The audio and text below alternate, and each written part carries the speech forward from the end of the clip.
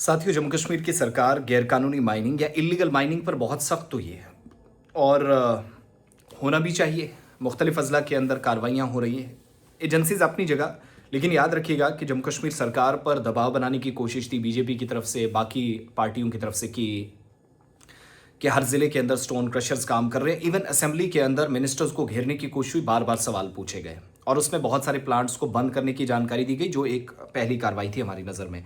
लेकिन जम्मू कश्मीर के अंदर सारे के सारे मिनरल डीलर लाइसेंसेस को कैंसिल कर दिया गया है अगले अहकामात तक। जब तक कार्रवाई मुकम्मल ना हो, वो कार्रवाई क्या, मैं उस पर भी आऊँगा। दूसरा, अलग अलग जगहों पर काम करने वाली गाड़ियों के लिए जो हुकूमत ने इंट्रोड्यूस करवाया पर्ची सिस्टम है, वो पर्ची सिस्टम लाजमी करार दिया गया है। उसके बिना आपका काम नहीं चलेगा, आप कितने ही बड़े प्लेयर हों, कितने ही बड़े लीडर हों।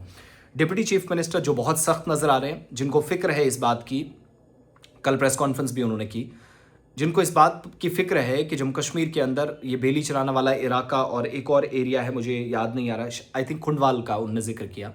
ये वो एरियाज़ हैं जो तवी के पास पास हैं और गैर कानूनी माइनिंग की वजह से वहाँ गड्ढे पड़े, उन गड्ढों में पानी जमा हुआ, बांध टूटी, पानी अंदर दाखिल हुआ, रिहायशी बस्तियों के अंदर गया।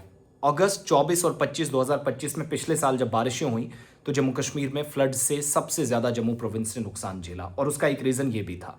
फिर ये माफिया जो काम करता है इलीगल माइनिंग का, जम्मू कश्मीर के डिप्टी चीफ मिनिस्टर जब इसके खिलाफ हुए, जब आगे बढ़े, तो उन्होंने वाज़ेह तौर पर और वाज़ेह अल्फाज में कह दिया कि बगैर पर्ची के क्रशर से या जीपीएस सिस्टम के, खास तौर से मुख्तलिफ कंपनियों की और प्राइवेट मेंबर्स की भी जो गाड़ियां हैं, इनको निकलने की कतई इजाज़त नहीं दी जाएगी। और इस गलतफहमी में मत रहिएगा कि आप बाहर निकलेंगे, आपको बहुत आसानी से काम मिल जाएगा, ये सब नहीं चलने दिया जाएगा। अब इस सिलसिले में वो जो वाटर लेवल है वो कम हो रहा है, रिवर बेड को काफ़ी नुकसान पहुंचाया जा रहा है, सॉइल इरोजन बहुत हो रहा है, मिट्टी के कटाव से जो कुदरती हयातियात हैं उनको नुकसान पहुंच रहा है और वो जो नेचुरली हमारे पास आबी ज़खायर थे, रिसोर्सेज थे, उनको नुकसान पहुंचाने वालों को नहीं बख्शा जाएगा।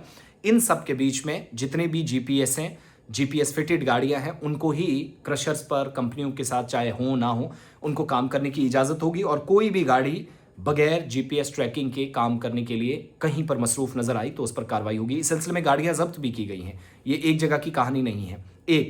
इसके अलावा सारी मिनरल डीलर लाइसेंसेस कैंसिल कर दिए गए हैं फौरी तौर पर और जो पिछला सिस्टम है गैर कानूनी माइनिंग को रोकने के लिए, उस पर नया सिस्टम मुतारिफ करा के, जहां हुकूमत ने जो चेंज किया, मिनिस्ट्री सुरेंद्र चौधरी साहब के पास है, उन्होंने बहुत सख्त फैसले लिए हैं। इस सिलसिले में मीटिंग भी एसएसपीज के साथ, डिस्ट्रिक्ट माइनिंग ऑफिसर्स, डीसीज के साथ उन्होंने की है। बहुत सख्त आदेश दिए गए, शिकायतें मिले, हुकूमत के नोटिस में लाए, आप कार्रवाई रातों रात देखेंगे। ऐसा शख्स जो डिप्टी चीफ मिनिस्टर खड़ा है, हमने खुद पैदल दौड़ते हुए और कई जगहों पर उनको कार्रवाई करते हुए देखा है। तो इस माफिया को ख़त्म अगर कोई कर सकता तो हमारी नज़र में ये मौजूदा वक्त में डिप्टी चीफ मिनिस्टर करने के अहल भी हैं, कर भी सकते हैं और जहां शिकायतें थी वहां पर रोक भी लगी है।